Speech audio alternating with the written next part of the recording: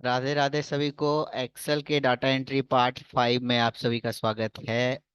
नए हैं ज्ञानी विंडो चैनल पे तो चैनल को सब्सक्राइब करना मत भूलिए, बेल आइकन प्रेस करिए ताकि ये वीडियो सबसे पहले आपको मिले। देखिए आज की वीडियो जो है वो है आपके अरेंजमेंट के ऊपर। आप जो भी डाटा एंट्री करते हैं बहुत इंपॉर्टेंट होता है कि आप उसे अरेंज कैसे करते हैं, वो किस तरह का दिखता है। मान लीजिए आप डाटा एंट्री कर रहे हो तो कभी ना कभी आपको डाटा को प्रिंट करने की जरूरत पड़ेगी, तो प्रिंट प्रीव्यू चेक करते हो। आपको प्रिंट करने से पहले एक बार व्यू देखना होता है कि वो आपका पेपर किस तरह का दिखाई देगा। आपको जाना है ये ऑफिस बटन में, और यहाँ पर आपको प्रिंट ऑप्शन में जाके प्रीव्यू ऑप्शन पे क्लिक करना है। तो देखिए आपका डेटा किस तरह का पेपर पे दिखाई देगा, इस तरह का पेपर रहेगा। आपको लेफ्ट एरिया में ये डेटा लिखा हुआ है, और देखिए कि यहाँ पे कुछ भी अरेंज वाइज नहीं दिख रहा है, यानी कि बॉक्स में दिखाई नहीं दे रहा है, बिना बॉक्स के दिखाई दे रहा है। अब आप सोचोगे कि यहाँ तो डेटा मेरा बॉक्स में दिखाई दे रहा है, पर वहाँ क्यों नहीं? क्योंकि ये जो सेल है ना, ये ऑप्शन तब तक प्रिंट नहीं होता है जब तक आप इसको प्रिंट होने का कमांड नहीं देते हो या इसके ऊपर बॉर्डर एक्टिव नहीं करते हो। बॉर्डर क्या होता है? बॉर्डर का ऑप्शन होता है यहाँ पर। कैसे करते हैं? सेलेक्ट करते हैं अपने पूरे एरिया को, बॉर्डर के ऑप्शन में चले जाते हैं। बॉर्डर के ऑप्शन में जाके ऑल बॉर्डर का ऑप्शन लेते हैं। Left side, left, bottom, top, right, ये सारे बॉर्डर्स का ऑप्शन है। जहां आपको सिंपली सिंपल अगर जैसे लेफ्ट साइड में सिर्फ बॉर्डर लगाना है तो लेफ्ट ऑप्शन को चुनिए। टॉप में लगाना है टॉप को। हमको चाहिए कि चारों तरफ से ये सेल जो है बॉर्डर में गिरा हुआ दिखाई दे, यानी ऑल बॉर्डर हो जाए। ऑल बॉर्डर करने के बाद हम लोग प्रिंट प्रीव्यू चेक करेंगे तो कुछ इस तरह से दिखाई देगा हमारा पेज। देखिए अब ये अरेंज तो दिख रहा है, लेकिन बॉक्स में तो दिखाई दे रहा है, लेकिन अभी भी ये अरेंज नहीं माना जाएगा। अरेंज किसे कह रहे हैं हम? अरेंज करने का मतलब है कि जो सीरियल नंबर है ये देखिए इधर लिखा हुआ है, ये लेफ्ट साइड में सेल के लेफ्ट साइड में चला गया है, ये भी लेफ्ट साइड में चला गया है, ये भी लेफ्ट साइड में। मैं चाहता हूँ सब अरेंज वाइज दिखे, यानी कि साफ सुथरा ढंग से दिखाई दे।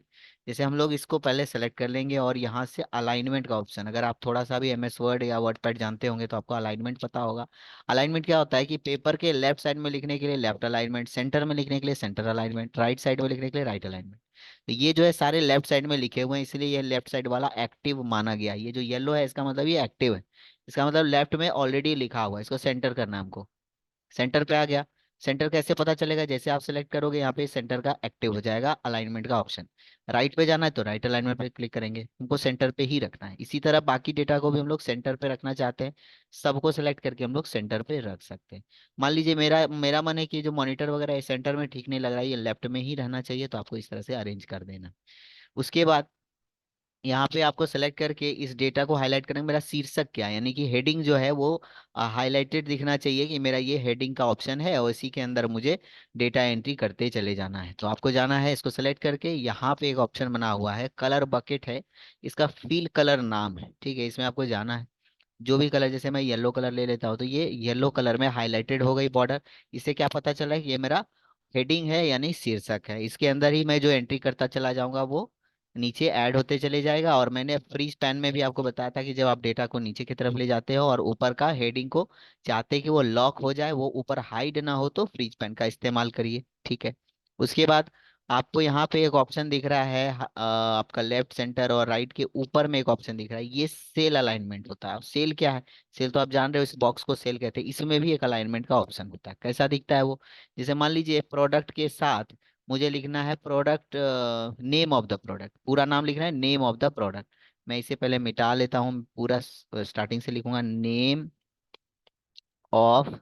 अब मुझे प्रोडक्ट, द प्रोडक्ट जो लिखना है वो इसके नीचे लिखना है। मैंने पिछले क्लास में डिस्कस किया है, अगर आपने वीडियो नहीं देखा है तो मैं इस वीडियो के एंड में उस वीडियो को ऐड कर दूंगा, आप जाके देख लीजिएगा। अगर एक ही सेल में दो लाइन में लिखना पड़े, एक ही बॉक्स में दो लाइन में लिखना पड़े, तो अल्ट के साथ एंटर बटन को प्रेस करना है। अल्ट के साथ एंटर बटन प्रेस करने के बाद देखिए नीचे आ गया, यहाँ पे मुझे लिखना है प्रोडक्ट।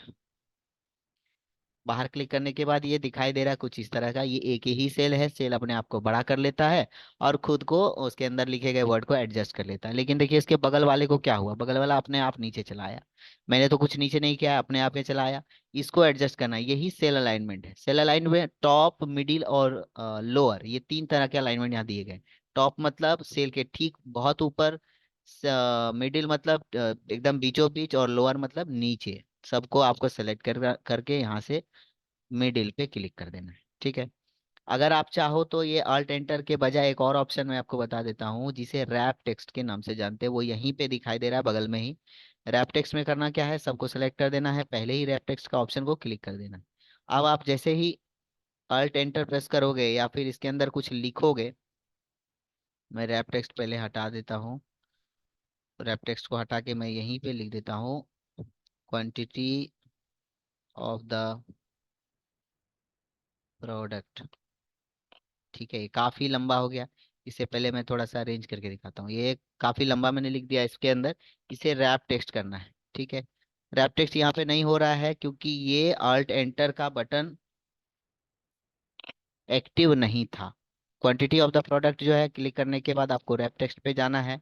देखिए ये वापस से रैप टेक्स्ट का ऑप्शन लेने से ये क्या हो गया, दो लाइन में कन्वर्ट हो गया।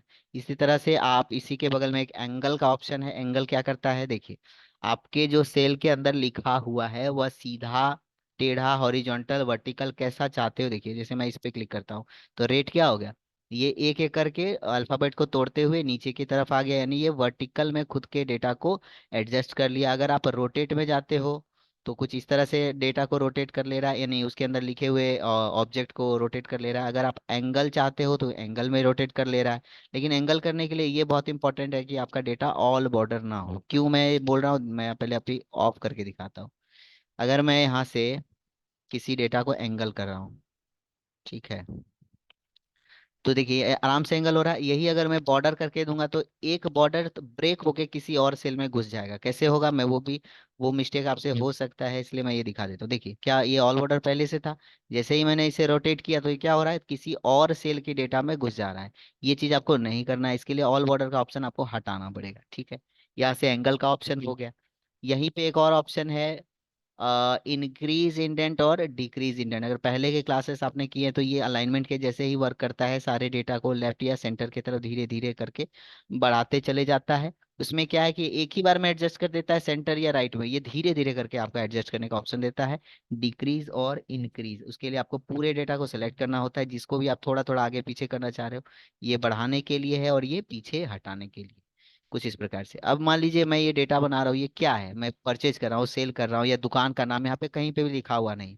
मैं ऊपर में एक सेल, सॉरी एक रो ऐड करूंगा, वो मैंने पिछले क्लास में डिस्कस किया है, आप पिछली वीडियोस में जाके देख सकते हो। अब मैं दोबारा यहाँ पे कर रहा हूँ, वन वाले सेल में जाना है, वन वाले रो में जाना है, इंसर्ट का ऑप्शन क्लिक करना है।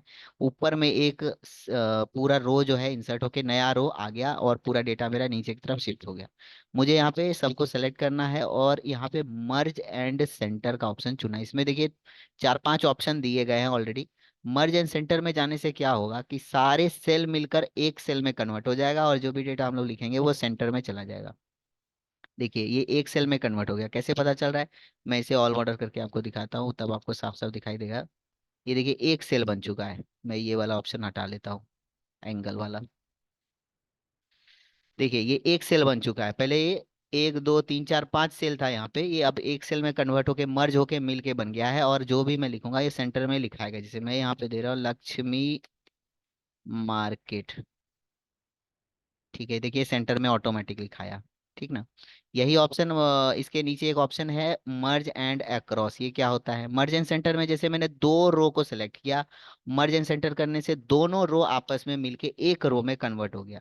लेकिन अगर मैं मर्ज अक्रॉस का ऑप्शन चुनूं तो क्या होगा, मर्ज अक्रॉस में क्या होगा, ये जैसे मैंने तीन चार लाइंस ले ली आपस में, यहाँ से मर्ज अक्रॉस का ऑप्शन चुनूंगा तो सारे सेल मिलके एक सेल में कन्वर्ट नहीं होगा, लेकिन सारे कॉलम मिलके एक रो में कन्वर्ट हो जाएगा। जैसे मान लीजिए ये एक रो बन गया, दूसरा ये दो रो बन गया, तीसरा चौथा। इसमें क्या हो, बीच में जो भी लाइंस थी, कॉलम वाली लाइंस थी, वो सभी हट गई। अगर मैं मर्ज सेंटर करता तो क्या होता है, ये लाइंस भी बीच से हट जाती है। अगर मैं मर्ज सेंटर करके आपको दिखाऊं तो देखिए ये सब मिलके एक ही सेल बन गया, इसमें कोई अलग अलग रो नहीं है। लेकिन मर्ज अक्रॉस क्या करता है, वो बीच के लाइंस को, ये जो बीच के लाइंस है इसे आपस में मर्ज कर देता है, यानी मिला देता है। दोनों में क्या अंतर है आपने देखा, ये एक रो हो गया, दूसरा रो, तीसरा रो, इसके सभी लाइंस जो थे कॉलम वाले वो मिट चुके हैं। तो ये दोनों का डिफरेंस है। इस तरह से आप अपने डेटा को सुधार सकते हो। देखिए मैंने ये जो हेडिंग बनाया है इसको मुझे बोल्ड करना है ताकि ये बड़े अक्षरों में दिखाई दे। मैं सेलेक्ट कर लेता हूँ ऊपर के हेडिंग को, और यहाँ से ये जो दो ए बना हुआ है, ग्रो फॉन्ट और श्रिंक फॉन्ट, ग्रो से क्या होता है बड़ा होना, मैं जितना बार इस पे क्लिक कर रहा हूँ उतना बार ये हेडिंग जो है मेरी बड़ी होती चली जा रही है। इसे मैं बोल्ड करने के लिए सेलेक्ट करके बोल्ड पर क्लिक कर रहा हूँ तो ये बोल्ड हो जा रही है। मैं इसे भी हाईलाइट करना चाहता हूँ तो इसे सेलेक्ट करना है सेल को, और इसमें जाके जो भी कलर मुझे चाहिए मैंने उस पर क्लिक कर दिया। अब मान लीजिए कि ये जो टेक्स्ट है, ये जो लिखावट है, ये काले अक्षरों में है, काले रंग में है। इसे चेंज करने के लिए आपको सेलेक्ट करना है इस सेल को। आपको जाना है इस वाले ऑप्शन में, ए के नीचे एक पट्टी बनी हुई है, इसे टेक्स्ट कलर के नाम से जानते हैं या फॉन्ट कलर के नाम से भी जानते हैं। इसमें जाके जैसे मैं व्हाइट पे क्लिक कर दूं तो ये व्हाइट कलर में डिफरेंस हो जा रहा है।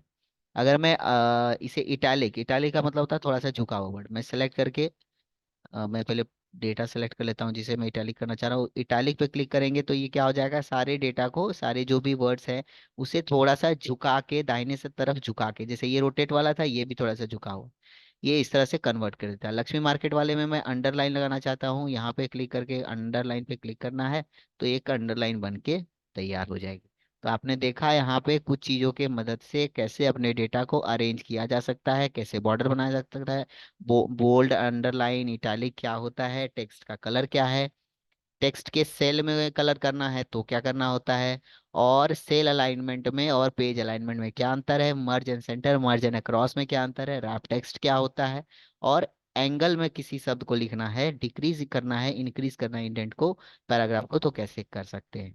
आज की वीडियो में इतना ही रखते हैं। अगले क्लास में पार्ट 6 में, यानी कि जो पार्ट 6 आएगा डाटा डाटा एंट्री का, उसके अंदर हम लोग और चीज़ों को डिस्कस करेंगे। आज के लिए इतना ही, थैंक यू।